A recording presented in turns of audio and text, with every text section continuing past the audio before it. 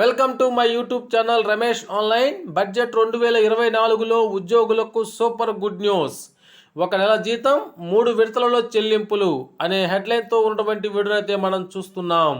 చూసే ముందుగా ఫ్రెండ్స్ ఎవరైనా ఫస్ట్ టైం మన ఛానల్ని విజిట్ చేసినట్లయితే తప్పకుండా సబ్స్క్రైబ్ చేసుకోండి. ఇక విషయానికి వచ్చినట్లయితే ఫైనాన్షియల్ ఇయర్ 2024-25కు సంబంధించి ఆదాయ పన్ను స్లాబ్లలో భారీగా మార్పులు రావడం జరిగింది. అవి మనం చూసినట్లయితే 3 లక్షల వరకు ఆదాయం సంపాదించే వారికి అయితే నో ట్యాక్స్ ఉంటుంది. ఇక 3 లక్షల ₹1 నుంచి 7 లక్షల వరకు 5%, 7 లక్షల ₹1 నుంచి 10 లక్షల వరకు 10%, 10 లక్షల ₹1 నుంచి 12 లక్షల వరకు 15%, 12 లక్షల ₹1 నుంచి 15 లక్షల వరకు 20%, అదేవిధంగా 15 లక్షల పైబడి వార్షిక ఆదాయం ఉండే వారికి 30% అయితే ట్యాక్స్ కట్టాల్సి ఉంటుంది. ఇక బడ్జెట్లో వేతన జీవులకు ప్రయోజనాలు అనేటువంటి విషయాన్ని చూస్తున్నాం. స్టాండర్డ్ డిడక్షన్ ఇది వరకు ₹50,000 ఉండేది, దాన్ని ఇప్పుడు 75,000కు పెంచడం జరిగింది.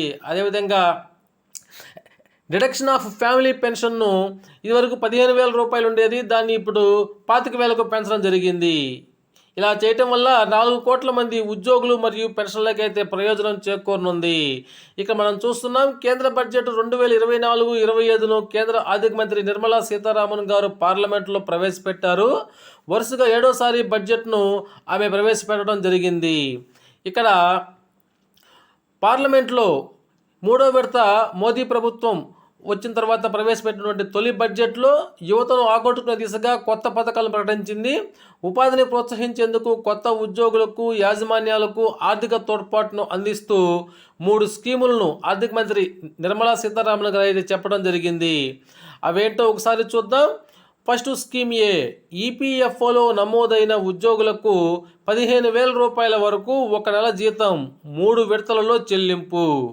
ఇక స్కీమ్ బిను చూసినట్లయితే మ్యానుఫ్యాక్చరింగ్ రంగంలో ఉండే ఉద్యోగులకు, యాజమాన్యాలకు ప్రోత్సాహకాలు.